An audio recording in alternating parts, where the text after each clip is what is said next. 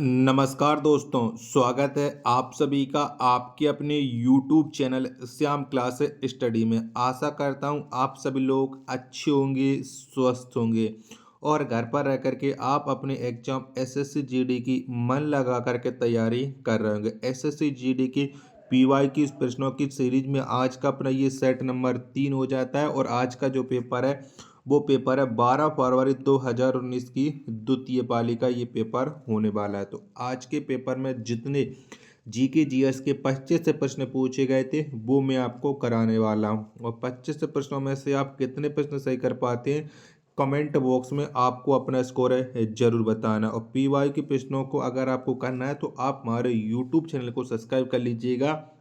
और ये जो बुक है वो है किरण पब्लिकेशन की। इसमें 130 पेपर हैं जो पीवाई के प्रश्नों के हैं। वो सारे के सारे पेपर मैं आपको करा दूंगा आपके एग्जाम से पहले। ठीक है, तो चैनल को सब्सक्राइब जरूर कर लीजिएगा। 130 सेट अगर आपको करने हैं तो चलिएगा। तो फिर शुरू करते हैं आज का अपना ये सेट नंबर 3 प्रश्न संख्या 1 के साथ। तो पहला प्रश्न आ जाता है कि उस प्रक्रिया को क्या कहा जाता है जिसके द्वारा आनुवांशिक रूप से सामान्य व्यक्ति उत्पादित किए जा सकते हैं। तो बताओ उस प्रक्रिया को क्या कहते हैं। एक का राइट आंसर क्या हो जाएगा। तो उस प्रक्रिया को कहा जाता है क्लोनिंग। क्या क्लोनिंग कहा जाता है। एक का चौथा ऑप्शन राइट आंसर हो जाएगा। अगला प्रश्न प्रश्न संख्या 2 आ जाता है कि स्वर्ण का आणविक सूत्र क्या है। तो बताओ कौन सा हो जाएगा स्वर्ण का आणविक सूत्र। प्रश्न संख्या 2 का राइट आंसर क्या हो जाएगा। तो इसका आणविक सूत्र होता है AU2 का दूसरा ऑप्शन करेक्ट आंसर हो जाएगा। चलिएगा अगला प्रश्न प्रश्न संख्या 3 आ जाता है डॉट डॉट का उद्देश्य ग्रामीण क्षेत्रों में स्वरोजगार के अवसर पैदा करना है। तो बताओ किसका उद्देश्य है।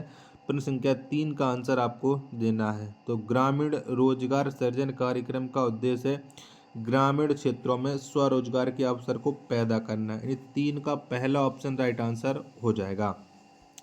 चलिएगा अगला प्रश्न आ जाता है प्रश्न संख्या 4 है कि दुनिया का सबसे ऊंचा युद्ध क्षेत्र कौन सा है। तो बताओ कौन सा है दुनिया का सबसे ऊंचा युद्ध क्षेत्र जहां पर युद्ध लड़ा गया है। प्रश्न संख्या 4 का राइट आंसर क्या हो जाएगा। तो ये है सियाचिन ग्लेशियर। कौन सा सियाचिन ग्लेशियर है। 4 का पहला ऑप्शन राइट आंसर हो जाएगा। अगला प्रश्न आ जाता है प्रश्न संख्या 5 है कि भारत का लोहे पुरुष किसको कहा जाता है। तो बताओ किसे कहते हैं भारत का लोहे पुरुष। 5 का आंसर क्या हो जाएगा फटाफट से आपको बताना है। तो भारत के लोहे पुरुष के नाम से वल्लभ भाई पटेल जाने जाते हैं और इनका पूरा नाम है सरदार वल्लभ भाई पटेल। 5 का चौथा ऑप्शन करेक्ट आंसर हो जाएगा। अगला प्रश्न प्रश्न संख्या 6 आ जाता है चुनाव आयोग का प्रमुख डॉट डॉट द्वारा नियुक्त किया जाता है। तो बताओ किसके द्वारा चुनाव आयोग के प्रमुख की नियुक्ति की जाती है। प्रश्न संख्या 6 का राइट आंसर क्या हो जाएगा। तो ये नियुक्ति की जाती है भारत के राष्ट्रपति के द्वारा। ऑप्शन संख्या 4 करेक्ट आंसर हो जाएगा। 7वां प्रश्न आ जाता है कि 1948 ओलंपिक्स में पहला स्वर्ण पदक जीतने वाली भारतीय राष्ट्रीय फील्ड हॉकी टीम का कप्तान कौन था। तो बताओ उस समय कौन कप्तान थे ये आपको बताना है। ऑप्शन आप लोगों के प्रश्न संख्या 7 के देख लीजिएगा। चारों ऑप्शन आपकी स्क्रीन पर शो रहे। तो कौन थे उस समय कप्तान। तो उस समय जो हॉकी टीम के कप्तान थे वो थे आकाशदीप सिंह। यानी ऑप्शन संख्या 7 का चौथा राइट आंसर हो जाएगा।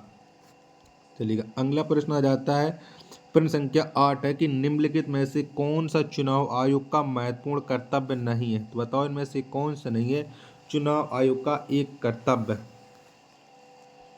सॉरी प्रश्न संख्या 7 में ये आकाशदीप सिंह नहीं थे किशन लाल थे। माफी चाहता हूँ गलत बताया किशन लाल थे। पहला ऑप्शन राइट आंसर होगा। 8 का बताओ इनमें से चुनाव आयोग का महत्वपूर्ण कर्तव्य कौन सा नहीं है। तो ये स्थानीय चुनाव न करना ये महत्वपूर्ण कर्तव्य नहीं है। ऑप्शन के 4 करेक्ट आंसर हो जाएगा। 9वां प्रश्न है कि रबी फसलों की बुवाई डॉट डॉट में की जाती है। तो बताओ कौन से महीने में रबी फसलों की बुवाई होती है। तो ये होती है अक्टूबर नवंबर में। अब रबी फसलों के नाम आपको बताना है कौन कौन सी फसलें होती हैं रबी की। 9 का चौथा ऑप्शन करेक्ट आंसर हो जाएगा। 10वां प्रश्न आ जाता है कि शंकर अंतर्राष्ट्रीय गुड़िया संग्रहालय डॉट डॉट में स्थित है। तो बताओ ये कहाँ पर स्थित है शंकर अंतर्राष्ट्रीय गुड़िया संग्रहालय। तो ये स्थित है नई दिल्ली में। 10 का पहला ऑप्शन राइट आंसर हो जाएगा। 11वां प्रश्न आ जाता है कि डॉट डॉट भारत के मशहूर शहनाई वादक हैं, तो बताओ कौन है भारत के मशहूर शहनाई वादक। तो ये बिस्मिल्लाह खान है। 11 का पहला ऑप्शन राइट आंसर हो जाएगा। 12वां प्रश्न आ जाता है आपके सामने कि प्लासी का युद्ध कौन से वर्ष में लड़ा गया था, तो बताओ कब लड़ा गया था प्लासी का युद्ध। 12वें प्रश्न का राइट आंसर क्या हो जाएगा, तो ये लड़ा गया था 1757 में। 12 का पहला ऑप्शन राइट आंसर हो जाएगा। नेक्स्ट प्रश्न पर संख्या 13 की डॉट डॉट 2018 में 90 में ऑस्कर अवार्ड के लिए भेजी गई एक भारतीय फिल्म थी, तो बताओ कौन सी थी जो 2018 में ऑस्कर अवार्ड के लिए भेजी गई थी। वो फिल्म का नाम क्या है, तो वो फिल्म है न्यूटन। 13 का चौथा ऑप्शन करेक्ट आंसर हो जाएगा। आशा करता हूँ कि आपको ये वीडियो जरूर पसंद आ रही होगी, तो प्लीज़ वीडियो को लाइक करके चैनल को आप लोग जरूर सब्सक्राइब कर लीजिएगा। प्लीज़ ज़्यादा से ज़्यादा सपोर्ट कीजिएगा। 14वां प्रश्न है कि वैश्विक प्रतियोगिता में स्वर्ण पदक जीतने वाली पहली भारतीय जिम्नास्ट कौन थी, तो बताओ कौन सी वो जिम्नास्ट है जिसने वैश्विक प्रतियोगिता में स्वर्ण पदक जीता है सबसे पहले। तो वे हैं दीपा कर्माकर। कौन है, दीपा कर्माकर। 14वें प्रश्न का पहला ऑप्शन करेक्ट आंसर हो जाएगा। 15वें नंबर का प्रश्न आ जाता है कि डॉट डॉट पौधों में जल परिवहन का कार्य करता है, तो बताओ कौन करता है।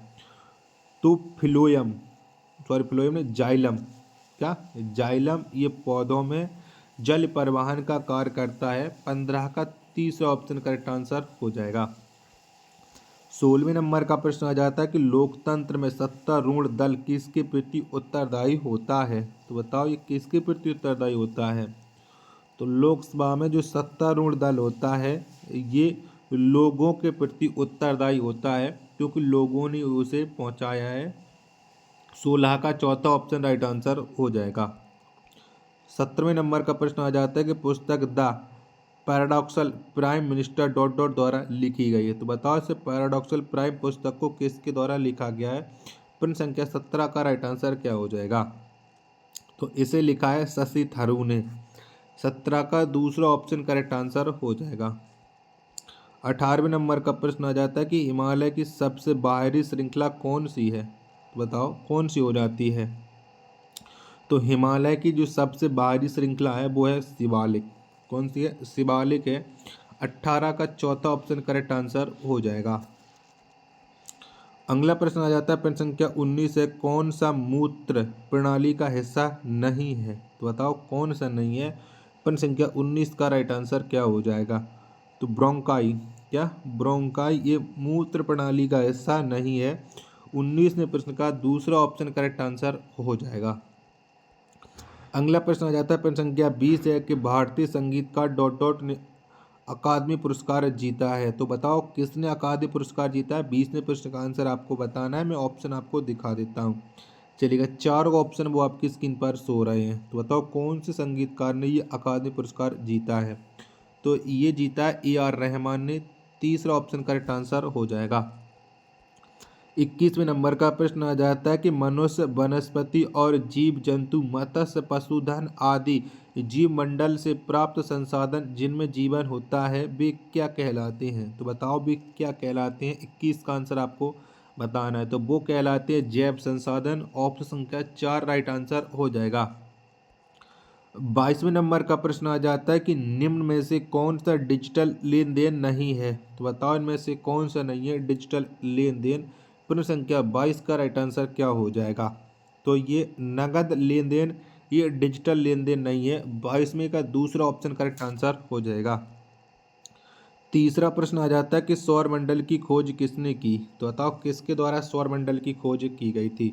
तो कोपरनिकस ने सौरमंडल की खोज की थी। 23 का पहला ऑप्शन राइट आंसर हो जाएगा। 24वें नंबर का प्रश्न आ जाता है कि निम्न में से कौन सी मिश्र धातु नहीं है, तो बताओ इनमें से कौन सी मिश्र धातु नहीं है। 24वें प्रश्न का राइट आंसर क्या हो जाएगा, तो चांदी। चांदी या एक मिश्र धातु नहीं है। ऑप्शन संख्या 4 राइट आंसर हो जाएगा। प्रश्न संख्या 25 और अंतिम प्रश्न है कि ब्रह्म समाज की स्थापना किसकी सबसे बड़ी उपलब्धि थी, तो बताओ ब्रह्म समाज की स्थापना किसने की थी। 25वें प्रश्न का आंसर आपको देना है। तो राजा राममोहन राय के द्वारा ब्रह्म समाज की स्थापना उनकी सबसे बड़ी उपलब्धि थी। 25 का दूसरा ऑप्शन करेक्ट आंसर हो जाएगा। आशा करता हूँ कि आपको ये वीडियो पसंद आई होगी। तो वीडियो को आप एक बार लाइक और चैनल को सब्सक्राइब करना न भूलें। मिलते हैं अपने एक और नेक्स्ट वीडियो के साथ। तब तक के लिए धन्यवाद। जय हिंद, वंदे मातरम।